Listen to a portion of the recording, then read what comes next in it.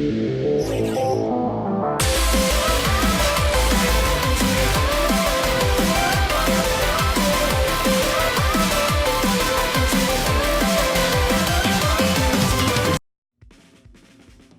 guys, Ash from Imaginary Goddess here. Back today with another deck profile. Today I will be doing the Amon deck with the strides and whatnot. This is kind of an old deck from GBT03, I believe you could make it. But I noticed that we didn't have it on the channel, and I've been playing around with it lately, and I really kind of enjoy it. So I figure I might as well do a profile on it just so we kind of have it there. So first off, my starter is Barmaid Grace. She's an Amon card. Arguably one of the better starters in the game, I believe. She's not a GB starter, which is awesome. But she has the Forerunner, of course, and a Counterblast 1, tap herself. If you have a Vanguard with Amon, you can Soul Charge 2, and then choose one of your units with Amon in its name, and until end of turn it gets plus 1,000 for each card in Soul. So basically, with the amount of Soul Charging you have in this deck, because I believe Amon has the most consistent Soul Charging of all the Dark Irregular clans, and not clans, but sub builds. So she's pretty easy to get something an easy like boost, which is nice. So she's really good in its essence, and you can use her early on for like rushing, so to say, and whatever else, or powering up units or just building soul and whatnot. So I run her as a starter, but I also run another copy of her. So we run two. One, in case it gets killed, she gets killed, you have a chance to get another one in the deck. And if you do pull it, having an extra grade 0 doesn't really ruin the ratios too much of this deck.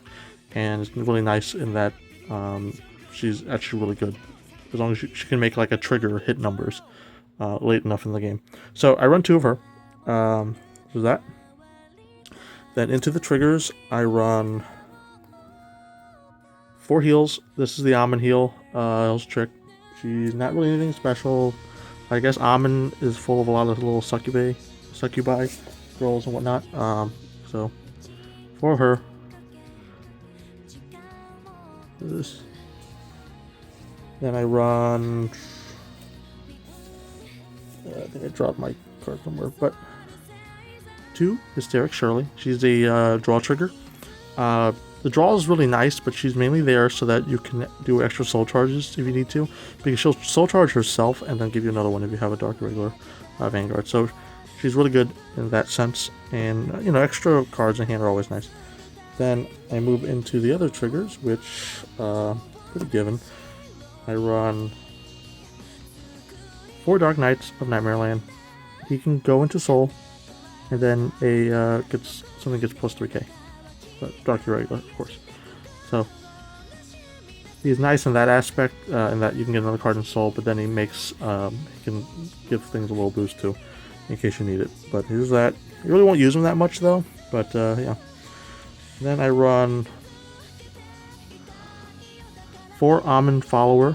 This is the new one from GB3. He's a Counterblast 1 Amon card, and when this is put into Soul due to an effect from one of your cards, so if you Soul Charge this, if the number of cards in your Soul is 6 or more, which they'll most likely be, then you can, your opponent chooses a rear guard and retire it for a Counterblast 1. So it's really nice. It can kill stuff, help you, out with the field there. And if you're going to be Soul Charging crits anyway, you probably want something like that happening for you.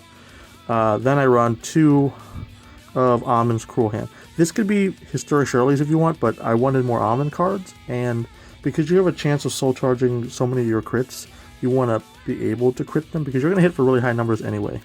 So this is really good. And that's the crit lineup, or trigger lineup I decided to go with. Then I run, for grade 1s, I run 4 Doreens. She's getting reprinted in set 7, I believe, as a regular rare, I believe. So she's not going to be as expensive as she is right now, and I think she's even dipped a little bit.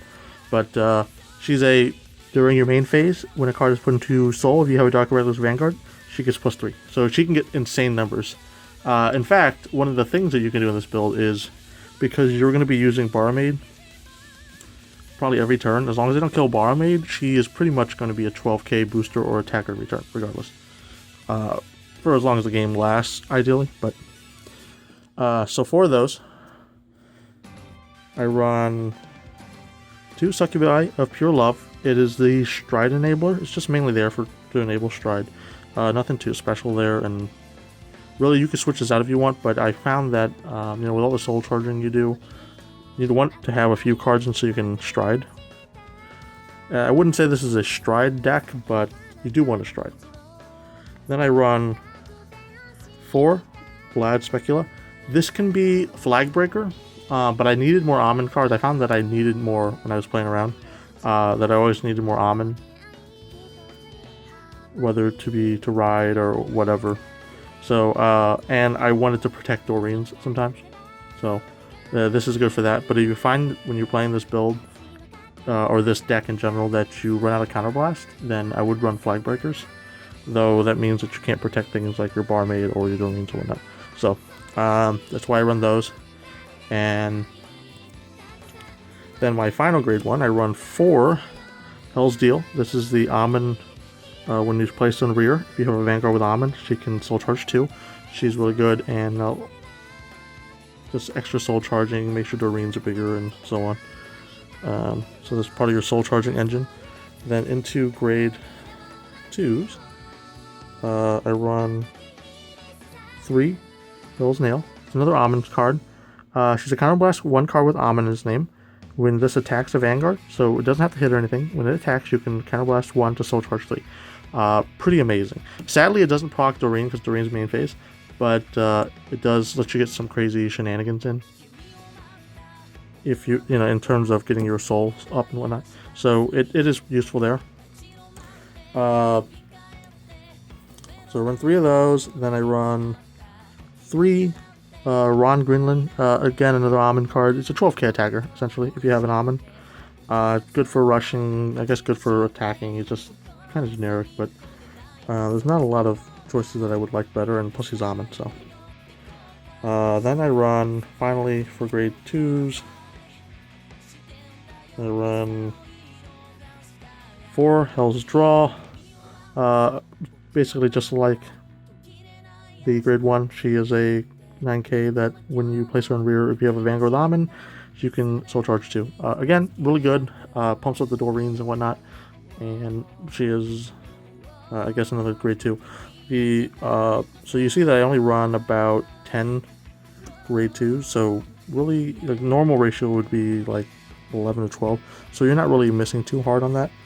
And I don't find myself having to miss the stride, the ride often. Funny enough, I seem to miss the grade 3 ride more than I miss the grade 2 ride, but that hasn't been too much of a problem either. So on to grade 3s, I run 2 Amon Reverse. I don't really ever use his ability, but he's nice in case you ever, he's good to sit on because you can, his ability's okay, but he essentially can be a cross ride, which gives you easier time to defend and whatnot. So, because you're soul charging so much in this deck, that a lot of the time you're going to be able to cross ride pretty easily, randomly, anyway. 3 Amon, again, he's there so you can cross ride. He's not bad himself in that because his ability is +1 for everything in soul, continuous, so it's really good. And you can kill something with him. I almost never use his kill ability though, so you don't really have to worry about that, but it is there. Like in case your opponent has like 1 card or just a few cards that you just need them to get rid of 1. But yeah, 3 of those in case you soul charge 1. You don't really want to ride it, but if you have to, he's not too bad. Then 3 Astaroth. He is a Legion with Amon. You'll use him to put triggers back or whatever back in the deck if you want. And I guess his other ability is decent too if you want to use it, but really don't use it as much. I believe most of the time I just prefer to ride on reverse, but he's there in case I want to Legion back some stuff. And I guess you can use them if you need to start killing stuff too. But onto the strides, I run 2 Kiss Kills. She's a whenever it hits, Soul Charge 2 hits Vanguard. Soul Charge 2 and you have 6 or more, draw a card. Most of the time when you actually do stride, she's going to be your first stride, and you will have 6 even without her soul charge, so it should be fine. So 2 of those. Then I run 1 copy of the Amon stride. Amon's Talon. Take once per turn, counterblast 1. If you have a heart with Amon, choose 2 of your regards with Amon's name, and they get +3 for every 5 cards. Good for pushing, I suppose. Sometimes you might want to use it, but it's just one of. It's kind of like a tech in case you need it. Again, another one of. Great Demon, Solus, Demog? I don't know. Demagogue, whatever. So during your main phase, when a card is put into Soul, until end of turn, this unit will get, all units in your front row get +1k. So he's okay. You can run another Amon thing if you want, but Amon's Counterblast, which is why I don't like him as much. Because Counterblast is pretty tight in this build, especially since I don't run Flag Breakers. But you just gotta be smart with how you're using it. So he doesn't Counterblast, and it gives you like the extra damage if you need it. Then I run 4 Gilderai. I only have 2 copies on me right now, but as you can see, he's kind of proxied as Gilderai. He's pretty decent. He's a once per turn, choose a face down copy of him. And then if the number of cards in your soul is 10 or more, he gets +10, so he'll swing 25 or 35, 36 or so, and 4 triggers. And then if you have 15, he will get your opponent cannot call grid 1s or greater from hand to guard. So basically, they can't use perfect shields. They can still intercept and use this grade 0s. So they're probably gonna save their grade 0s to guard this. If they see that you have it. And then, of course, if he is, if you have 2 or more face-up G-Zone, he gets +a crit. So most of the time, he's your finisher. It's really good. You really won't use him first turn ever, because most of the time you won't get 10 or so soul by first. You want to have 15 at least before you use him. So he's going to be like your second, third stride, most likely. And by the time you get to the 4th stride, the game should probably be ended, whether it be in your favor or not. So, that's the build in general. Let's see. See if I can get some of the plays here. So, let's say, so I have that. You're probably going to have Barmaid. And ideally you'll have at least 2 of those out, but yeah. So something like this is a pretty decent field, or this even, but you know, play that. So charge 2, these get +6, then you can use these and then make this hit for a pretty insane amount. Or wait, no, this can't hit. Make this and this insane. So this would be whatever. But yeah, when you're rushing though, like early on, you can use this in conjunction with this and like whatever to make this hit pretty good and make this hit. Doreen just hits really high, so you can just, because like with this field in general, right, you just played this, she's gonna get +18. So that's 24. Even if she's not an Amon and can't use the Amon ability, she can still hit 24, and then this, you know, this hits 11 or on stride or whatever, plus whatever soul cards you have, and then this will hit for pretty insane. This deck could probably work with stands, I assume, but you really don't want to risk that. I feel like stands are kind of a risk. But yeah, overall, it's a pretty fun build, and it doesn't rely on G assist, or not G assist, but G. Limitations or restrictions. So even if they don't ride, you'll still be pretty okay. Depending on what build you know, if you have all the 3s in hand, well, you probably want to send the Amon back either way. But if you have these 2 in hand, you're really gonna decide on which one to do. This is if you don't think you can get an Amon in Soul to, or if you have one in Soul, that would be your 13. And this is if you want to shuffle back triggers or kill stuff. So yeah. And he also, if you Legion and then ride over him, it'd also be more soul too, if you like to do that kind of thing. But there's a lot of things you can do with this deck. But you are soul charging a lot and expending a lot of resources to get things done. So in a sense, you are on a timer. And I think with all soul charging decks now that don't specifically soul charge, so I think Grand Blue, or not Grand Blue, Pale Moon is kind of fixing itself with this, but generally soul charge decks are going to be weaker than a lot of the other decks. This deck is pretty weak to anything that can control your rear guards though. Like if they kill your rear guards, you're going to be hampered back a bit, especially your Dorines and your Barmaids, because they're pretty essential for you to hit much with your rears. And especially Barmaid gives you consistent soul charging, which is really needed in this deck.